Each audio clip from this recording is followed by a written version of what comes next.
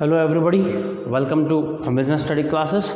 I am Mr. Vikas Mandke, lecturer at KLE's MP PU College, Raibagh. So, ವಿದ್ಯಾರ್ಥಿಗಳೇ, as you all know, we are studying the fourth chapter, that is business services. ವ್ಯವಹಾರದ ಸೇವೆಗಳು ಅಂತ ನಾವು 4ನೇ ಅಧ್ಯಾಯವನ್ನು ಈಗ ಕಲಿತಾ ಇದ್ದೀವಿ ಆಲ್ರೆಡಿ. ಅದರೊಳಗಡೆ 4 ಥರದ ಸೇವೆಗಳನ್ನು ನಾವು ಆಲ್ರೆಡಿ ಕಲ್ತಿದ್ದೀವಿ. ಒಂದನೇದು ಬ್ಯಾಂಕಿಂಗ್ ಬಗ್ಗೆ ಕಲ್ತಿದ್ದೀವಿ, ವಿಮೆ ಬಗ್ಗೆ ಕಲ್ತಿದ್ದೀವಿ, ಸಂವಹನ ಸೇವೆಗಳ ಬಗ್ಗೆ ಕಲ್ತಿದ್ದೀವಿ, ಹಾಗೆ ನಿನ್ನೆ ಕ್ಲಾಸಿನಲ್ಲಿ ಸಾರಿಗೆ ಬಗ್ಗೆ ನಾವು ಕಲ್ತಿದ್ದೀವಿ. We have learned about banking, insurance, communication services, and in the previous class we have learned about transportation services. ಈಗ ನಾವು ಕಲಿಬೇಕಾಗಿರೋದು ದಾಸ್ತಾನುಗಾರಿಕೆ ಅಂತ.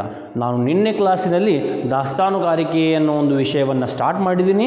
ಅದರೊಳಗಡೆ 3 ಥರದ ದಾಸ್ತಾನು ಮಳಿಗೆ ಬಗ್ಗೆ ನಾವು ಆಲ್ರೆಡಿ ಕಲ್ತಿದ್ದೀವಿ. ಈಗ there are totally 5 types of different warehouses. In that we have learned 3 types of warehouses. ಈಗ 4ನೇ ಟೈಪನ್ನು 4ನೇ ವಿಧದವನ್ನು ಸ್ಟಾರ್ಟ್ ಮಾಡೋಕ್ಕಿಂತ ಮುಂಚೆ ನಾನು ಮತ್ತೊಮ್ಮೆ ಸ್ವಲ್ಪ ಎಲ್ಲ ವಿವಿಧ ದಾಸ್ತಾನು ಮಳಿಗೆಗಳ ಬಗ್ಗೆ ಒಂದು ಸ್ವಲ್ಪ ರಿವಿಷನನ್ನು ಮಾಡ್ತೀನಿ. ಕ್ಲಿಯರ್? ಸೊ ನಾವು ಈಗ ಕಲಿಬೇಕಾಗಿರೋದು ಒಂದು ಮುಖ್ಯ ಟಾಪಿಕ್ ಯಾವುದು? The main topic which we should learn in today's class is types of warehouses ಅಂತ. ದಾಸ್ತಾನು ಮಳಿಗೆಗಳ ವಿಧಗಳು ಅಂತ. ಇದನ್ನು 4 ಮಾರ್ಕ್ಸಿಗೆ ಕೇಳ್ಬೋದು ನೋಡಿರಿ. There are total 5 types of warehouses. ಇದನ್ನು 4 ಮಾರ್ಕ್ಸಿಗೆ ಕೇಳಬಹುದು. ದಾಸ್ತಾನು ಮಳಿಗೆಯ ವಿಧಗಳನ್ನು ವಿವರಿಸಿ ಅಂತ. ಸೊ ಒಂದೇದು ಯಾವುದು? ಪ್ರೈವೇಟ್ ವೇರ್ ಹೌಸ್ ಅಂತ. ಒಂದೇದು ಯಾವುದು? Private warehouse, that is ಖಾಸಗಿ ದಾಸ್ತಾನು ಮಳಿಗೆ ಅಂತ. ಖಾಸಗಿ ದಾಸ್ತಾನು ಮಳಿಗೆಯಲ್ಲಿ ನಾವು ಏನು ಕಲ್ತಿದ್ದೀವಿ ನಿನ್ನೆ? ಖಾಸಗಿ ದಾಸ್ತಾನು ಮಳಿಗೆ ಅಥವಾ ಪ್ರೈವೇಟ್ ವೇರ್ ಹೌಸ್. ನೋಡಿರಿ, the name it self private ದಲ್ಲಿ ಹೆಸರು ಕೊಟ್ಟಾರ ಅವರು. ಪ್ರೈವೇಟ್ ಅಂದರೆ ಖಾಸಗಿ. ಖಾಸಗಿ ಅಂದರೆ ಏನು? ಈಗ ಪ್ರೈವೇಟ್ ವೇರ್ ಹೌಸ್ ಅಂದರೆ ಏನು? ನನ್ನ ಒಂದು ವೇರ್ ಹೌಸ್ ಇದೆ ಅಂತ ತಿಳ್ಕೊಳ್ಳೋಣ. There is my own warehouse. ನನ್ನ ಒಂದು ಸ್ವಂತ ವೇರ್ ಹೌಸ್, ನನ್ನ ಒಂದು ಸ್ವಂತ ದಾಸ್ತಾನು ಇದ್ದಾಗ ನಾವು ಅದಕ್ಕೆ ಖಾಸಗಿ ದಾಸ್ತಾನು ಅಂತ ಕರಿತೀವಿ. ನಾನು ಸರ್ಕಾರದ ವ್ಯಕ್ತಿ ಅಲ್ಲ, ನಾನು ಒಬ್ಬ ಸಾಮಾನ್ಯ ಪ್ರಜೆ, ಕರೆಕ್ಟಾ? ನನ್ನ ಒಂದು ದಾಸ್ತಾನಿಗೆ ನಾವು ಖಾಸಗಿ ದಾಸ್ತಾನು ಅಂತ ಕರಿಬೋದು. ಆಮೇಲೆ ಈ ಒಂದು ದಾಸ್ತಾನು ಮಳಿಗೆಯಲ್ಲಿ ನಾನು ಯಾವ ರೀತಿಯ ಅಥವಾ ಯಾವ ಥರದ ಸರಕುಗಳನ್ನು ಇಡ್ತೀನಿ? ನನಗೆ ಸಂಬಂಧಪಟ್ಟಂಥ ಸರಕುಗಳು. ಯಾರಿಗೆ ಸಂಬಂಧಪಟ್ಟಂಥ ಸರಕುಗಳು? ನನಗೆ ಸಂಬಂಧಪಟ್ಟಂಥ ಸರಕುಗಳನ್ನು ಮಾತ್ರ ನಾನು ಇಂಥ ಒಂದು ದಾಸ್ತಾನು ಮಳಿಗೆಯಲ್ಲಿ ಇರಿಸ್ತೀನಿ. The goods are kept in this type of warehouse. Whose goods are kept? Of the concerned person. ಈ ಒಂದು ಮಳಿಗೆಗೆ, ಈ ಒಂದು ವೇರ್ ಹೌಸ್ಗೆ ಯಾರು ಮಾಲೀಕರಿರ್ತಾರಲ್ಲ ಅವರ ಸರಕುಗಳನ್ನು ನಾವು ಇಲ್ಲಿ ಇರಿಸ್ತೀವಿ. ಇಲ್ಲಿ ನೀವು ಶುಲ್ಕ ಪಾವತಿ ಮಾಡಬೇಕಂತ ಏನೂ ಇಲ್ಲ. You need not pay any fees to the warehouse, because warehouse is yours. You are the owner of that warehouse. ನೀವು ಆ ದಾಸ್ತಾನು ಮಳಿಗೆಯ ಮಾಲೀಕರು ನೀವೇ. ಹೀಗಾಗಿ ನೀವು ಯಾವುದೇ ರೀತಿಯ ಶುಲ್ಕವನ್ನು ಪಾವತಿ ಮಾಡುವಂಥ ಅವಶ್ಯಕತೆ ಇರುವುದಿಲ್ಲ. ಆಮೇಲೆ ಇಲ್ಲಿ ನೀವು ಸರಕುಗಳನ್ನು ಇಡ್ತೀರಿ. ಆ ಸರಕಿಗೆ ಯಾರು ಜವಾಬ್ದಾರಿ ಅನ್ನುವಂಥ ಕ್ವಶನ್. ಈಗ ಈ ಒಂದು ಸರಕುಗಳಿಗೆ, ಇಲ್ಲಿ ಇಡುವಂಥ ಒಂದು ಸರಕುಗಳಿಗೆ ಯಾರು ಜವಾಬ್ದಾರಿ? ನೀವೇ ಜವಾಬ್ದಾರಿ ಆಗ್ತೀರಿ. ಯಾಕಂದರೆ ಅದು ಖಾಸಗಿ ದಾಸ್ತಾನು ಮಳಿಗೆ. It is a private warehouse. The goods which are kept in this type of private warehouse, who is responsible for that warehouse? The concerned people are the private people are themself responsible for the goods kept in that particular warehouse. ಆಮೇಲೆ ಮತ್ತೇನು ಕಲ್ತಿದ್ದೀವಿ ನಾವಿಲ್ಲಿ? ಈ ಒಂದು ಖಾಸಗಿ ದಾಸ್ತಾನು ಮಳಿಗೆಗಳ ಲಾಭವು ನಿಯಂತ್ರಣ, ನಮ್ಯತೆ ಮತ್ತು ಸುಧಾರಿತ ವ್ಯಾಪಾರಿ ಸಂಬಂಧಗಳನ್ನು ಒಳಗೊಂಡಿದೆ ಅಂತ ಹೇಳ್ತಾರೆ ಅವರು. ಇಲ್ಲಿ ಪ್ರಾಫಿಟ್ ಅರ್ನಿಂಗ್ ಕೂಡ ಮಾಡ್ಕೋಬಹುದು ನೀವು. ಒಂದು ದಾಸ್ತಾನು ನಮಗೆ ಅಗತ್ಯವಾದಂಥ ಒಂದು ವ್ಯವಹಾರದ ಪೂರಕ ಅಂತ ಹೇಳ್ಬೋದು ನೀವು. ವ್ಯವಹಾರದ ಪೂರಕಗಳು ಕಲ್ತಿದ್ದೀವಿ ನೋಡ್ರಿ ನಾವು. ಬ್ಯಾಂಕಿಂಗ್, ವಿಮೆ, ದಾಸ್ತಾನು, ಆಮೇಲೆ ಬೇರೆ ಬೇರೆ ರೀತಿಯಾದ ಒಂದು ಸೇವೆಗಳನ್ನು ಕಲ್ತಿದ್ದೀವಿ. ಎಲ್ಲಿ? ವ್ಯಾಪಾರದ ಪೂರಕಗಳು ಅಂತ 1ನೇ ಅಧ್ಯಾಯದಲ್ಲಿ ವ್ಯವಹಾರದ ಸ್ವರೂಪ ಮತ್ತು ಉದ್ದೇಶ ಅನ್ನೋ 1ನೇ ಅಧ್ಯಾಯದಲ್ಲಿ ವ್ಯಾಪಾರದ ಪೂರಕಗಳು ಅಂತ ಕಲ್ತಿದ್ದೀವಿ, ಕರೆಕ್ಟಾ? ಸೊ ಒಂದು ಅವಶ್ಯವಾದ ಅಥವಾ ಇಂಪಾರ್ಟೆಂಟ್ ವ್ಯಾಪಾರದ ಪೂರಕ ಯಾವುದು? ದಾಸ್ತಾನು. ಸೊ ಈ ದಾಸ್ತಾನು ಇರುವುದರಿಂದ ನೀವು ವ್ಯಾಪಾರವನ್ನು ಸಮರ್ಥವಾಗಿ ಮಾಡಬಹುದು. ಕಡಿಮೆ ವೆಚ್ಚದಲ್ಲಿ ಕೂಡ ನಿಮ್ಮ ವ್ಯಾಪಾರವನ್ನು ಮಾಡಬಹುದು. ಸರಕುಗಳನ್ನು ಒಂದು ನಿಶ್ಚಿತವಾದ ಘಟಕದಲ್ಲಿ ನೀವು ಸಂಗ್ರಹಣೆಯನ್ನು ಮಾಡಬಹುದು. ಇದೆಲ್ಲ ಯಾವುದಕ್ಕೆ ಸಂಬಂಧಪಟ್ಟಂಥದ್ದು? ಒಂದನೇದು ಯಾವುದು ಖಾಸಗಿ ದಾಸ್ತಾನು ಮಳಿಗೆ ಪ್ರೈವೇಟ್ ವೇರ್ ಹೌಸ್. ಈಗ ನಾವು ಕಲಿಬೇಕಾಗಿರೋದು ಎರಡನೇದು ಯಾವುದು ಪಬ್ಲಿಕ್ ವೇರ್ ಹೌಸ್ ಅಂತ. ಯಾವುದು ಪಬ್ಲಿಕ್ ವೇರ್ ಹೌಸ್, ಸಾರ್ವಜನಿಕ ದಾಸ್ತಾನು ಮಳಿಗೆ ಅಂತ. ನೋಡ್ರಿ ಇದರ ಅಪೋಸಿಟ್ ಇಲ್ಲಿ ಯಾವುದೈತಿ ಪ್ರೈವೇಟ್ ವೇರ್ ಹೌಸ್. ಸೊ ಇಲ್ಲಿ ಯಾವ್ದು ಬರ್ತೈತಿ ಈಗ ಪಬ್ಲಿಕ್. ಪ್ರೈವೇಟ್ ಅಪೋಸಿಟ್ ಯಾವುದು ಪಬ್ಲಿಕ್, ಖಾಸಗಿ ಅಪೋಸಿಟ್ ಯಾವುದು ಸಾರ್ವಜನಿಕ. ಈಗ ಸಾರ್ವಜನಿಕ ವೇರ್ ಹೌಸ್ ಅಥವಾ ಸಾರ್ವಜನಿಕ ದಾಸ್ತಾನು ಮಳಿಗೆಯಲ್ಲಿ ಸರ್ಕಾರ ನಿಯಂತ್ರಣ ಮಾಡುತ್ತದೆ. ಯಾರು ನಿಯಂತ್ರಣ ಮಾಡ್ತಾರೆ ಇಲ್ಲಿ? ಸರ್ಕಾರ ನಿಯಂತ್ರಣ ಮಾಡ್ತಾರೆ. ಬಟ್ ಇಲ್ಲಿ ಕಾರ್ಯನಿರ್ವಹಿಸುವಂಥವ್ರು ಯಾರು? ಖಾಸಗಿ ವ್ಯಕ್ತಿಗಳು. ಕನ್ಫ್ಯೂಸ್ ಮಾಡ್ಕೋಬೇಡ್ರಿ, ಇಲ್ಲಿ ಕಾರ್ಯನಿರ್ವಹಿಸುವಂಥವ್ರು ಯಾರು? ಖಾಸಗಿ ವ್ಯಕ್ತಿಗಳು. ಬಟ್ ಇಲ್ಲಿ ನಿಯಂತ್ರಣ ಮಾಡುವವರು ಯಾರು? ಸರ್ಕಾರದವರು. ಆ ಖಾಸಗಿ ವ್ಯಕ್ತಿಗಳು ಸರ್ಕಾರದ ಕಡೆಯಿಂದ ಒಂದು ಟೆಂಡರ್ ಅಂತ ಹೇಳ್ಬೋದು ನೀವು, ಆ ರೀತಿಯಾಗಿ ಅವ್ರ ಕಡೆಯಿಂದ ಪಡ್ಕೊಂಡಿರ್ತಾರೋ ಅದನ್ನು ಅವರು ಬಾಡಿಗೆಗೆ ಖಾಸಗಿ ವ್ಯಕ್ತಿಗಳಿಗೆ, ಸಾರ್ವಜನಿಕರಿಗೆ ಬಾಡಿಗೆಗೆ ಅವರು ಕೊಡುತ್ತಾರೆ. ಆವಾಗ ಆ ಸಾರ್ವಜನಿಕರು ಈ ಒಂದು ದಾಸ್ತಾನು ಮಳಿಗೆಯನ್ನು ಬಾಡಿಗೆಗೆ ತಗೊಂಡಾಗ ನಾವೇನು ಮಾಡ್ತೀವಿ? ಬಾಡಿಗೆಯನ್ನು ಕಟ್ಟಬೇಕು. ಕರೆಕ್ಟಾ? ಇದರ ಅರ್ಥ ದಾಸ್ತಾನು ಶುಲ್ಕವನ್ನು ಕಟ್ಟಬೇಕು. Warehouse fees should be paid in this type of warehouse. Which type of warehouse? Public warehouse. Public ವೇರ್ ಹೌಸ್ದಾಗ ನಾವೇನು ಮಾಡ್ತೀವಿ? ವೇರ್ ಹೌಸ್ ಫೀಸನ್ನು ಕೊಡ್ತೀವಿ, ದಾಸ್ತಾನು ಶುಲ್ಕವನ್ನು ಪಾವತಿ ಮಾಡಬೇಕು. ಆಮೇಲೆ ನೀವು ಇಲ್ಲಿ ಸರಕುಗಳನ್ನು ಇಡ್ತೀರಿ. ಕರೆಕ್ಟಾ? ಇಂಥ ಒಂದು ಸರಕುಗಳಿಗೆ ಯಾರ ಜವಾಬ್ದಾರಿ? ಈಗ ಪಬ್ಲಿಕ್ ವೇರ್ ಹೌಸಲ್ಲಿ ಸಾರ್ವಜನಿಕ ದಾಸ್ತಾನು ಮಳಿಗೆಯಲ್ಲಿ ನೀವು ಇಟ್ಟಂಥ ಸರಕುಗಳಿಗೆ ಯಾರ ಜವಾಬ್ದಾರಿ? ಯಾರು ಆ ಖಾಸಗಿ ವ್ಯಕ್ತಿಗಳು ಯಾರು ನಿರ್ವಹಿಸ್ತಿರ್ತಾರಲ್ಲ ಅವರ ಜವಾಬ್ದಾರಿ. ಬಿಕಾಸ್ ನೀವು ಆಲ್ರೆಡಿ ದಾಸ್ತಾನು ಶುಲ್ಕವನ್ನು ಕಟ್ಟಿದ್ದೀರಿ. ಕರೆಕ್ಟಾ? ನೀವು ಆಲ್ರೆಡಿ ದಾಸ್ತಾನು ಶುಲ್ಕವನ್ನು ಕಟ್ಟಿದ್ದೀರಿ. ಸೊ ಅದಕ್ಕೆ ಯಾರ ಜವಾಬ್ದಾರಿ? ಈಗ ಆ ಸರಕುಗಳಿಗೆ ಯಾರ ಜವಾಬ್ದಾರಿ? ಅದನ್ನು ಯಾರು ನಿರ್ವಹಿಸ್ತಾ ಇರ್ತಾರಲ್ಲ, ಇದನ್ನು ಖಾಸಗಿ ವ್ಯಕ್ತಿಗಳು ಯಾರು ನಿರ್ವಹಿಸ್ತಾ ಇರ್ತಾರಲ್ಲ ಅವರ ಜವಾಬ್ದಾರಿ. ಬಟ್ ಇಲ್ಲಿ ಪ್ರೈವೇಟ್ ಅಥವಾ ಖಾಸಗಿ ದಾಸ್ತಾನು ಮಳಿಗೆಯಲ್ಲಿ ಆ ರೀತಿ ಆಗಂಗಿಲ್ಲ. ಅಲ್ಲಿ ಏನು ಮಾಡ್ತೀರಿ ನೀವು? ಅದು ನಿಮ್ಮ ಸ್ವಂತ ದಾಸ್ತಾನು ಮಳಿಗೆ. ಸೊ ನಿಮ್ಮ ಸರಕುಗಳಿಗೆ ನೀವೇ ಜವಾಬ್ದಾರಿ. ಹೇಳ್ತಾ? ಸೊ ಇದು ಕೂಡ ಒಂದು ಬೆನಿಫಿಟ್ ಅಂತ ಹೇಳ್ಬೋದು. ಯಾಕಂದರೆ ನೀವು ಸರಕುಗಳನ್ನು ಇರಿಸ್ಬೋದು, ದಾಸ್ತಾನು ಶುಲ್ಕವನ್ನು ಕಟ್ಟಿರಿ. ಬಟ್ ನಿಮ್ಮ ಸರಕುಗಳ ಕಾಪಾಡ್ಕೊಳ್ಳೋದು ನಿಮ್ಮ ಜವಾಬ್ದಾರಿ ಅಲ್ಲ, ಯಾಕಂದರೆ ನೀವು ಆಲ್ರೆಡಿ ದಾಸ್ತಾನು ಶುಲ್ಕವನ್ನು ಕಟ್ಟಿದ್ದೀರಿ. ಕ್ಲಿಯರ್? ಎರಡನೇ ವಿಧ ಯಾವುದು? ಸಾರ್ವಜನಿಕ ದಾಸ್ತಾನು ಮಳಿಗೆ ಅಂತ, public warehouse.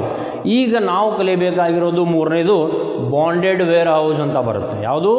Bonded wear house, ಕರಾರುಬದ್ಧ ದಾಸ್ತಾನು ಮಳಿಗೆ ಅಂತ.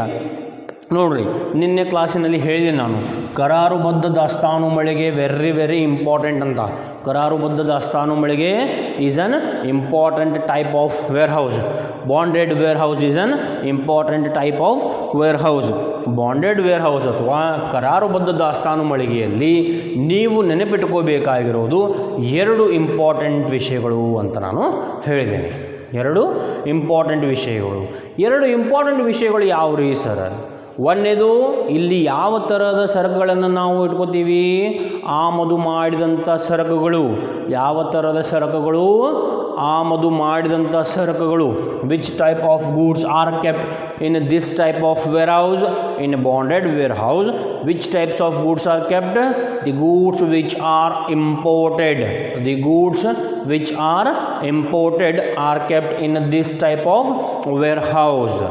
ಆಮೇಲೆ ಇಲ್ಲಿ ನಾವು ಏನು ಸರಕುಗಳನ್ನು ಇರಿಸ್ತೀವಲ್ಲ ಆ ಸರಕುಗಳನ್ನು ನಾವು ಯಾವಾಗ ಹೊರಗಡೆ ಬಿಡ್ತೀವಿ?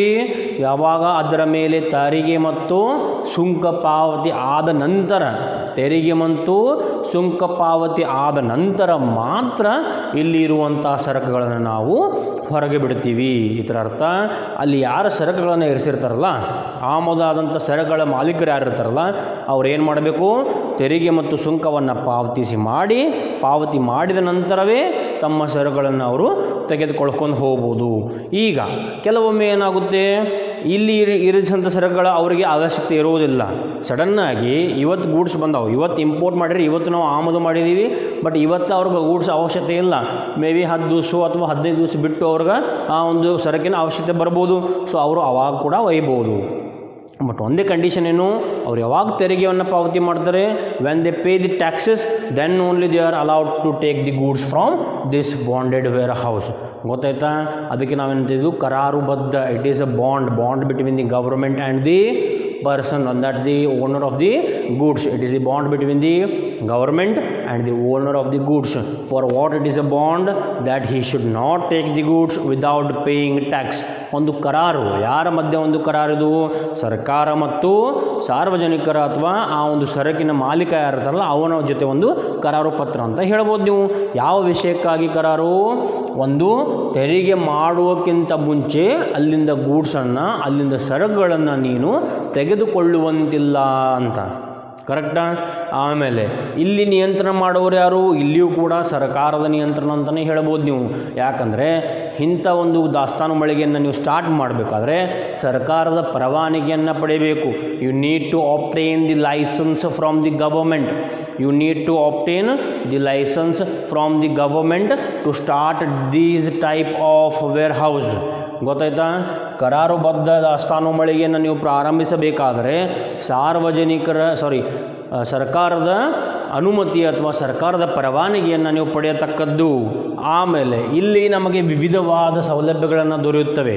ಇಲ್ಲಿ ವಿವಿಧವಾದ ಸೌಲಭ್ಯಗಳನ್ನು ನಾವು ಪಡೆದುಕೊಳ್ಳಬಹುದು. ಯಾವ್ಯಾವು ಅಂತ? ಮುದ್ರೆ ಹಾಕುವಿಕೆ ಅಂತ ಬರುತ್ತೆ. ಯಾವುದು? ಮುದ್ರೆ ಹಾಕುವಿಕೆ. ಮುದ್ರೆ ಹಾಕುವಿಕೆ ಅಂದರೆ ಏನು? ಬ್ರ್ಯಾಂಡಿಂಗ್ ಅಥವಾ ಸೀಲಿಂಗ್ ಅನ್ಬೋದು ನೀವು. ಬಾಂಡೆಡ್ ವೇರ್ ಹೌಸಲ್ಲಿ ನಿಮಗೆ ಕೊಡುವಂಥ ಫೆಸಿಲಿಟೀಸ್ ಮುದ್ರೆ ಹಾಕುವಿಕೆ, ಬ್ರ್ಯಾಂಡಿಂಗ್, ಪೊಟ್ಟಣ ಕಟ್ಟುವಿಕೆ ಅಂತ ಬರುತ್ತೆ. ಪೊಟ್ಟಣ ಕಟ್ಟುವಿಕೆ. ಪೊಟ್ಟಣ ಕಟ್ಟುವಿಕೆ ಅಂದರೆ ಏನು? ಪೊಟ್ಟಣ ಕಟ್ಟುವಿಕೆ ಅಂದರೆ ಇಂಗ್ಲೀಷ್ದಾಗ ನೋಡ್ರಿ ಪ್ಯಾಕೇಜಿಂಗ್ ಅಂತ. ಪ್ಯಾಕೇಜಿಂಗ್ ಮತ್ತು ಪ್ಯಾಕಿಂಗ್ ಇರುವಂಥ ಡಿಫ್ರೆನ್ಸ್ ನಾನು ನಿಮ್ಗೆ ಆಲ್ರೆಡಿ ಕ್ಲಾಸ್ ಹೇಳಿದ್ದೀನಿ ಒಂದಿನ. ಈಗ ನೋಡಿರಿ, ಚಾಕ್ಲೇಟ್ ಇರ್ತಿದ್ದು ಗೊತ್ತಾ? ಚಾಕ್ಲೇಟ್ ನೀವು ಒಂದು ಪೇಪರನ್ನು ವ್ರ್ಯಾಪ್ ಮಾಡ್ತೀರಿ. ಒಂದು ಪೇಪರನ್ನು ಏನು ವ್ರ್ಯಾಪ್ ಮಾಡ್ತೀರಲ್ಲ, ಫಾರ್ ಎಕ್ಸಾಂಪಲ್ ಇಲ್ಲಿ ಒಂದು ಚಾಕ್ಲೇಟ್ ಐತಿ, ಕರೆಕ್ಟಾ? ಈ ಚಾಕ್ಲೇಟಿನ ಮೇಲೆ ಏನು ನೀವು ಪೇಪರನ್ನು ಸುತ್ತೀರಿ ಅದು packing. But packaging is different. Packaging is different. ಇಲ್ಲಿ ಇದರ ಮೇಲೆ ಪೇಪರ್ ಸುತ್ತುವುದು ಪ್ಯಾಕಿಂಗ್. ಅಂದರೆ ಒಂದು ಗಿಫ್ಟನ್ನು ಹೆಂಗೆ ಪೇಪರ್ಲೆ ಪ್ಯಾಕ್ ಮಾಡ್ತಿರಲ್ಲ, ಒಂದು ಗಿಫ್ಟನ್ನು ನೀವು ಪೇಪರ್ಲೆ ಯಾವ ರೀತಿ ಪ್ಯಾಕ್ ಮಾಡ್ತಿರಲ್ಲ ಅದು ಪ್ಯಾಕಿಂಗ್ ಅಂತೀವಿ. ಪ್ಯಾಕೇಜಿಂಗ್ ಅಂದರೆ ಏನು ರೀ sir? What you mean by packaging? ಈಗ ಪ್ಯಾಕೇಜಿಂಗ್ ಅಂದರೆ ಏನು? ಈಗ ಆ ಒಂದು ರ್ಯಾಪರ್ ನೀವು ಏನು ತಯಾರು ಮಾಡ್ತಿರಲ್ಲ, ಇಲ್ಲಿ ಎಲ್ಲ ಡೀಟೇಲ್ಸ್ ಇರ್ತಾವೆ ನೋಡ್ರಿ. ಇಲ್ಲಿ ಎಲ್ಲ ಡೀಟೇಲ್ಸನ್ನ ಬರೆದಿರ್ತೀವಿ. ಆ ಒಂದು ರ್ಯಾಪರ್ ಮೇಲೆ, ಆ ಒಂದು ಪ್ಯಾಕೆಟ್ ಮೇಲೆ ಎಲ್ಲ ಡೀಟೇಲ್ಸನ್ನ ಬರೆದಿರ್ತೀವಿ. ಆ ಒಂದು ಇಂಡಸ್ಟ್ರಿ ಬಗ್ಗೆ, ಆ ಒಂದು ಕಂಪ್ನಿ ಬಗ್ಗೆ, ಮ್ಯಾನುಫ್ಯಾಕ್ಚರಿಂಗ್ ಡೇಟ್, ಎಕ್ಸ್ಪೈರಿ ಡೇಟ್, ಆಮೇಲೆ terms and conditions, how to use, ಅದನ್ನು ಹೇಗೆ ಯೂಸ್ ಮಾಡ್ಕೋಬೇಕು, ಆ ರೀತಿ ನಾವು ಎಲ್ಲ ಒಂದು ಪ್ಯಾಕೇಜಿಂಗನ್ನು ಮಾಡಿರ್ತೀವಿ. ಕರೆಕ್ಟಾ? ಅದಕ್ಕೆ ನಾವು ಪ್ಯಾಕೇಜಿಂಗ್ ಅಂತ ಕರಿತೀವಿ. ನೀವು ನೋಡಿರ್ಬೋದು, ಒಂದು ಚಾಕ್ಲೇಟ್ ರ್ಯಾಪರ್ ನೋಡ್ರಿ ಅಥವಾ ಯಾವುದೋ ಒಂದು ನೋಡಿರಿ, ಒಂದು ಮೇಲೆ ಪೇಪರ್ ಸುತ್ತೋದಕ್ಕೆ ನಾವು ಪ್ಯಾಕಿಂಗ್ ಅಂತೀವಿ. ಆ ಒಂದು ಪೇಪರ್ ಮೇಲೆ ಏನು ಇನ್ಫಾರ್ಮೇಷನ್ ಬರೆದಿರ್ತಾರಲ್ಲ ಅದಕ್ಕೆ ನಾವೇನಂತ ಕರಿತೀವಿ? ಪ್ಯಾಕೇಜಿಂಗ್ ಅಂತ ಕರಿತೀವಿ. ಕ್ಲಿಯರ್? ಗೊತ್ತಾಯ್ತಾ? ಸೊ ಅಂಥ ಒಂದು ಸೌಲಭ್ಯ ನೀವೆಲ್ಲಿ ಪಡ್ಕೊಳ್ಬೋದು? ಬಾಂಡೆಡ್ ವೇರ್ ಹೌಸಲ್ಲಿ ನಿಮ್ಮ ಗೂಡ್ಸ್ಗಳನ್ನು ಇರಿಸ್ರಿ, ಅಲ್ಲಿ ನೀವು ಬ್ರ್ಯಾಂಡ್ ಹಾಕ್ರಿ, ಪ್ಯಾಕೇಜಿಂಗ್ ಮಾಡಿರಿ, ಅಥವಾ ಮತ್ತೆ ಶ್ರೇಣೀಕರಣ ಮಾಡ್ಬೋದು. ಶ್ರೇಣೀಕರಣ ಅಂದರೆ ಏನು? ಗ್ರೇಡಿಂಗ್ ಅಂತ ಬರ್ತದೆ. ಗ್ರೇಡಿಂಗ್ ಅಂದರೆ ಏನು? ಫ್ರಮ್ 1 to 10, 1ರಿಂದ 10 ಪಾಯಿಂಟ್ ಅಂತ ಸ್ಕೇಲ್ ಇಟ್ಕೊರಿ. ಆ 1ರಿಂದ 10 ತನಕ ಎಷ್ಟು ಗ್ರೇಡ್ ಬರ್ಬೋದು? 1, 2, 3, 4 ಅಂತ ಹಿಂಗೆ ನೀವು ಗ್ರೇಡನ್ನು ಕೂಡ ಕೊಡ್ಬೋದು. Depend upon the quality of the product you can give grades. So ಈ ಒಂದು ಸೌಲಭ್ಯವನ್ನು ನಿಮಗೆ ಕರಾರುಬದ್ಧ ದಾಸ್ತಾನು ಮಳಿಗೆಯಲ್ಲಿ ನೀವು ಪಡೆದುಕೊಳ್ಬೋದು. ಅದೇ ರೀತಿ ಮಿಶ್ರಣ ಮಾಡುವಿಕೆ ಅಂತ ಕರಿತೀವಿ ನಾವು. ಮಿಶ್ರಣ ಮಾಡುವಿಕೆ, ಬ್ಲೆಂಡಿಂಗ್ ಅಂದರೆ ಮಿಕ್ಸ್ ಮಾಡುವುದು ಅಂತ. ಗೊತ್ತಾಯ್ತಾ? ಪೊಟ್ಟನ್ನು ಕಟ್ಟುವಿಕೆ ಆಗಿರ್ಬೋದು, ಮುದ್ರೆ ಹಾಕುವಿಕೆ ಆಗಿರ್ಬೋದು, ಶ್ರೇಣೀಕರಣ ಆಗಿರ್ಬೋದು, ಮಿಶ್ರಣ ಮಾಡುವಿಕೆನೂ ಆಗಿರ್ಬೋದು. There are branding, packaging, grading and blending. These all services are provided in which warehouse? In the bonded warehouse. C ಇವು 5 ವೇರ್ ಹೌಸ್ ಕಂಪೇರ್ ಮಾಡಿದಾಗ ಬಾಂಡೆಡ್ ವೇರ್ ಹೌಸ್ ಇಂಪಾರ್ಟೆಂಟ್. ಯಾಕಂದರೆ ಇಲ್ಲಿ ಬಹಳಷ್ಟು ಪಾಯಿಂಟ್ಗಳದಾವೆ. ಕರೆಕ್ಟಾ? ಒಂದೇದು ಗೂಡ್ಸ್ ಎಂಥವಿರಬೇಕು? ಆಮದು ಮಾಡಿದಂಥ ಗೂಡ್ಸ್ ಇರಬೇಕು. ಅಲ್ಲಿಂದ ಗೂಡ್ಸ್ ತೆಗೆದುಕೊಳ್ಳುವಂತಿಲ್ಲ. ಯಾವಾಗ? ತೆರಿಗೆ ಪಾವತಿ ಮಾಡುವಕ್ಕಿಂತ ಮುಂಚೆ ಅಲ್ಲಿಂದ ಸರಕುಗಳನ್ನು ನೀವು ತೆಗೆದುಕೊಳ್ಳುವಂತಿಲ್ಲ. ಆಮೇಲೆ ಈ ಥರದ ಒಂದು ದಾಸ್ತಾನು ಮಳಿಗೆಯನ್ನು ನಾವು ಪ್ರಾರಂಭಿಸಬೇಕಾದರೆ ಸರ್ಕಾರದ ಪರವಾನಗಿಯನ್ನು ಪಡೆಯಬೇಕು. We need to obtain the government's licence. ಆಮೇಲೆ ಇಲ್ಲಿ ಕೊಡುವಂಥ ಸೌಲಭ್ಯಗಳು ಬ್ರ್ಯಾಂಡಿಂಗ್, ಪ್ಯಾಕೇಜಿಂಗ್, ಗ್ರೇಡಿಂಗ್, ಬ್ಲೆಂಡಿಂಗ್, ಮುದ್ರೆ ಹಾಕುವಿಕೆ, ಪೊಟ್ಟನ್ನು ಕಟ್ಟುವಿಕೆ, ಶ್ರೇಣೀಕರಣ, ಮಿಶ್ರಣ ಮಾಡುವಿಕೆ. ಕರೆಕ್ಟಾ? ಆಮೇಲೆ ಇಲ್ಲಿ ಮತ್ತೊಂದು ಇಂಪಾರ್ಟೆಂಟ್ ವಿಷಯ ಏನಂದರೆ, ಬಾಂಡೆಡ್ ವೇರ್ ಹೌಸ್ನಲ್ಲಿ ಅಥವಾ ಕರಾರುಬದ್ಧ ವೇರ್ ಹೌಸ್ನಲ್ಲಿ ಈಗ ಆ ಒಂದು ಸರಕಿನ ಮಾಲೀಕ, ಆ ಒಂದು ಇಲ್ಲಿ ಗೂಡ್ಸ್ ಅಥವಾ ಇಲ್ಲಿ ಸರಕುಗಳನ್ನು ಇರಿಸಿದಂಥ ಮಾಲೀಕ ಆ ಒಂದು ಸರಕಿನ ಮೇಲೆ ತೆರಿಗೆ ಪಾವತಿ ಮಾಡಲಿಲ್ಲ. ಒಂದು ವೇಳೆ ತೆರಿಗೆ ಪಾವತಿ ಮಾಡಲಿಲ್ಲ ಅಂದಾಗ ಅಲ್ಲಿರುವಂಥ ಸರಕುಗಳನ್ನು ನಾವು ಮತ್ತೆ ರಫ್ತು ಮಾಡಬಹುದು. ಈಗ ಇಲ್ಲಿ ಆಮದು ಮಾಡಿದಂಥ ಸರಕುಗಳದಾವು ಕರೆಕ್ಟಾ? ಒಂದು ಕಂಡೀಷನ್ ಏನೈತಿ, ತೆರಿಗೆ ಮಾಡೋಕ್ಕಿಂತ ಮುಂಚೆ ಅಲ್ಲಿಂದ ಗೂಡ್ಸ್ಗಳನ್ನು ತೆಗೆದುಕೊಳ್ಳುವಂತಿಲ್ಲ. ಬಂದರಿನಲ್ಲಿ ಇರಿಸಿದಂಥ ಗೂಡ್ಸ್ಗಳನ್ನು ಸರಕುಗಳನ್ನು ನೀವು ಹೊರಗಡೆ ತೆಗೆದುಕೊಳ್ಳಿ ಹೋಗುವಂತಿಲ್ಲ. ಬಟ್ ಇನ್ ಕೇಸ್ ತೆರಿಗೆ ಪಾವತಿ ಮಾಡಲೇ ಇಲ್ಲ ಅಂದಾಗ ಇಲ್ಲಿರುವಂಥ ಗೂಡ್ಸ್ಗಳನ್ನು ನೀವೇನು ಮಾಡ್ಬೋದು, ಮತ್ತೆ ವಾಪಸ್ ರಫ್ತು ಮಾಡ್ಬೋದು. ಇದಕ್ಕೆ ನಾವೇನಂತೀವಿ, ಪುನರ್ರಫ್ತು. ಏನಂತೀವಿ? ಪುನರ್ರಫ್ತು. ಒಂದು ದೇಶದಿಂದ ಆಮದು ಮಾಡಿಕೊಂಡು ಮತ್ತೊಂದು ಕಡೆ ರಫ್ತು ಮಾಡೋದಕ್ಕೆ ನಾವೇನಂತೀವಿ, ಪುನರ್ರಫ್ತು.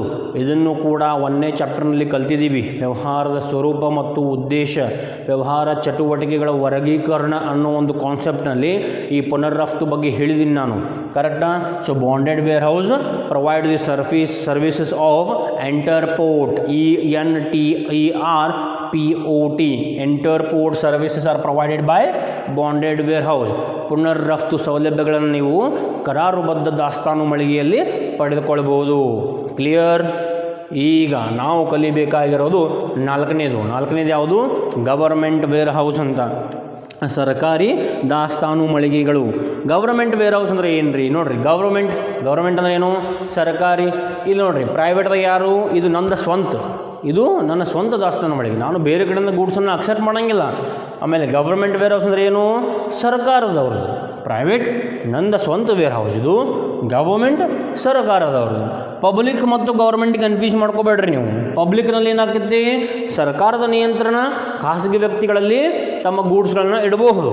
ಬಟ್ ಇಲ್ಲಿ ಸರ್ಕಾರದ ಸರಕುಗಳನ್ನು ಮಾತ್ರ ಇಲ್ಲಿ ಇಡ್ತೀವಿ. ಸರ್ಕಾರಕ್ಕೆ ಸಂಬಂಧಪಟ್ಟಂಥ ಸರಕುಗಳನ್ನು ನಾವು ಗವರ್ಮೆಂಟ್ ವೇರ್ ಹೌಸ್ ಅಥವಾ ಸರ್ಕಾರಿ ದಾಸ್ತಾನು ಮಳಿಗೆಗಳಲ್ಲಿ ಇರಿಸ್ತೀವಿ. ಸರ್ಕಾರದ ಸಂಪೂರ್ಣ ಒಡೆತನ ಮತ್ತು ನಿರ್ವಹಣೆಯಲ್ಲಿ ಇರುತ್ತದೆ. ಇಂಥ ಒಂದು ದಾಸ್ತಾನು ಮಳಿಗೆ ಸರ್ಕಾರದ ಸಂಪೂರ್ಣ ಒಡೆತನ ಮತ್ತು ನಿರ್ವಹಣೆಯಲ್ಲಿ ಇರುತ್ತದೆ.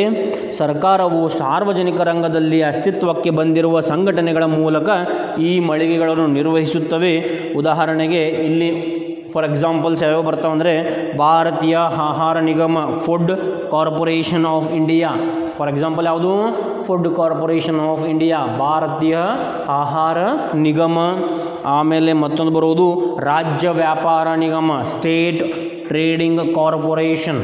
Food corporation of India, state trading corporation of India, ಭಾರತೀಯ ಆಹಾರ ನಿಗಮ, ರಾಜ್ಯ ವ್ಯಾಪಾರ ನಿಗಮ. ಈ 2 ಎಕ್ಸಾಂಪಲ್ಸ್ ನೀವು ಎಲ್ಲಿ ಬರ್ಕೋಬೋದು? ಸರ್ಕಾರಿ ದಾಸ್ತಾನು ಮಳಿಗೆಯಲ್ಲಿ ಬರ್ಕೊಳ್ಬೋದು. ಇದು ಯಾರ ಒಡೆತನ? ಸಂಪೂರ್ಣವಾಗಿ ಸರ್ಕಾರದ ಒಡೆತನ, ಸಂಪೂರ್ಣವಾಗಿ ಸರ್ಕಾರದ ನಿರ್ವಹಣೆ. ಕ್ಲಿಯರ್? 5ನೇದು ಯಾವುದು? ಕೋಆಪರೇಟಿವ್ ವೇರ್ ಹೌಸ್, ಸಹಕಾರಿ ದಾಸ್ತಾನು ಮಳಿಗೆ. ಇದು ಸರ್ಕಾರಿ, ಇದು ಸಹಕಾರಿ. ಸಹಕಾರಿ ದಾಸ್ತಾನು ಮಳಿಗೆಯಲ್ಲಿ ನೀವು ಏನು ಮಾಡ್ತೀರಿ? ಈ ಒಂದು ಸಹಕಾರಿ, ನೋಡಿರಿ, ಸಹಕಾರಿ ಬ್ಯಾಂಕ್ ಬಗ್ಗೆ ಕಲ್ತಿದ್ದೀವಿ. ಆಮೇಲೆ ವಿವಿಧವಾಗಿ ನಾವು 2 ರಿಂದ 3 ಕಡೆ ಈ ಸಹಕಾರಿ ಬಗ್ಗೆ 2ನೇ ಚಾಪ್ಟರ್ದಲ್ಲಿ ವ್ಯವಹಾರ ಸಂಘಟನೆಯ ಪ್ರಕಾರಗಳಲ್ಲಿ ಕೋಆಪರೇಟಿವ್ ಸೊಸೈಟೀಸ್ ಕಲ್ತಿದ್ದೀವಿ, ಸಹಕಾರ ಸಂಘಗಳನ್ನು ಕಲ್ತಿದ್ದೀವಿ. ಸಹಕಾರ ಅಂದರೆ ಏನು? ಮತ್ತೊಬ್ಬರಿಗೆ ಸಹಾಯ ಮಾಡುವಂಥ ಒಂದು ಉದ್ದೇಶದಿಂದ ಈ ಒಂದು ದಾಸ್ತಾನು ಮಳಿಗೆನ ನಾವು ಪ್ರಾರಂಭಿಸ್ತೀವಿ. ವಿಶೇಷವಾಗಿ ಕೃಷಿ ಚಟುವಟಿಕೆಗೆ ಸಂಬಂಧಪಟ್ಟಂಥ ಸರಕುಗಳನ್ನು ನಾವು ಇಲ್ಲಿ ಇರಿಸ್ತೀವಿ. ಯಾವ ಸರಕುಗಳು? ಕೃಷಿ ಚಟುವಟಿಕೆಗೆ ಸಂಬಂಧಪಟ್ಟಂಥ ಸರಕುಗಳನ್ನು ಸಹಕಾರಿ ದಾಸ್ತಾನು ಮಳಿಗೆಯಲ್ಲಿ ನಾವು ಇರಿಸ್ತೀವಿ. ಇಲ್ಲಿ ಏನು ಕೊಟ್ಟಾರ ನೋಡ್ರಿ, ಕೆಲವು ಮಾರುಕಟ್ಟೆ ಸಹಕಾರಿ ಸಂಘಗಳು ಅಥವಾ ವ್ಯವಸಾಯ ಸಹಕಾರಿ ಸಂಘಗಳು ತಮ್ಮದೇ ಆದ ದಾಸ್ತಾನು ಮಳಿಗೆಗಳನ್ನು ತಮ್ಮ ಸಹಕಾರಿ ಸಂಘದ ಸದಸ್ಯರಿಗಾಗಿ ಹೊಂದಿವೆ. ಸದಸ್ಯರು, ಯಾವ ಸದಸ್ಯರು? ಸಹಕಾರಿ ಸಂಘದ ಯಾರು ಸದಸ್ಯರಿರ್ತಾರಲ್ಲ ಆ ಸದಸ್ಯರಿಗಾಗಿ, ಆ ಸದಸ್ಯರಿಗೋಸ್ಕರ ಇಂಥ ಒಂದು ಸಹಕಾರಿ ದಾಸ್ತಾನು ಮಳಿಗೆಯನ್ನು ನಾವು ಮಾಡ್ತೀವಿ. ವಿಶೇಷವಾಗಿ ವ್ಯವಸಾಯದವರಿಗೆ ಅಥವಾ ಕೃಷಿ ಚಟುವಟಿಕೆಗೆ ಸಂಬಂಧಪಟ್ಟಂಥ ಸರಕುಗಳನ್ನು ನಾವು ಇಲ್ಲಿ ಇರಿಸ್ತೀವಿ. ಗೊತ್ತಾಯ್ತಾ? 5 ಥರದ ದಾಸ್ತಾನು ಮಳಿಗೆ ಯಾವುದು? ಖಾಸಗಿ ದಾಸ್ತಾನು ಮಳಿಗೆ, ಸಾರ್ವಜನಿಕ ದಾಸ್ತಾನು ಮಳಿಗೆ, ಕರಾರುಬದ್ಧ ದಾಸ್ತಾನು ಮಳಿಗೆ, ಸರ್ಕಾರಿ ದಾಸ್ತಾನು ಮಳಿಗೆ, ಆಮೇಲೆ ಕೋಆಪರೇಟಿವ್ ಅಥವಾ ಸಹಕಾರಿ ದಾಸ್ತಾನು ಮಳಿಗೆ, private warehouse, public warehouse, bonded warehouse, government warehouse, cooperative warehouse. These are the different 5 types of warehouses. So ಇಲ್ಲಿಗೆ ನನ್ನ ಈ ಒಂದು ಕ್ಲಾಸ್ ಮುಗಿಯುತ್ತದೆ. ನೆಕ್ಸ್ಟ್ ಕ್ಲಾಸ್ನಲ್ಲಿ ಫಂಕ್ಷನ್ಸ್ ಆಫ್ ವೇರ್ ಹೌಸ್ ಅನ್ನೋ ಒಂದು ಟಾಪಿಕನ್ನು ಸ್ಟಾರ್ಟ್ ಮಾಡ್ತೀನಿ, ದಾಸ್ತಾನುಗಾರಿಕೆಯ ಕಾರ್ಯಗಳು ಅಂತ. So by this I conclude. Thank you and all of you. Please be at home, stay safe. Thank you.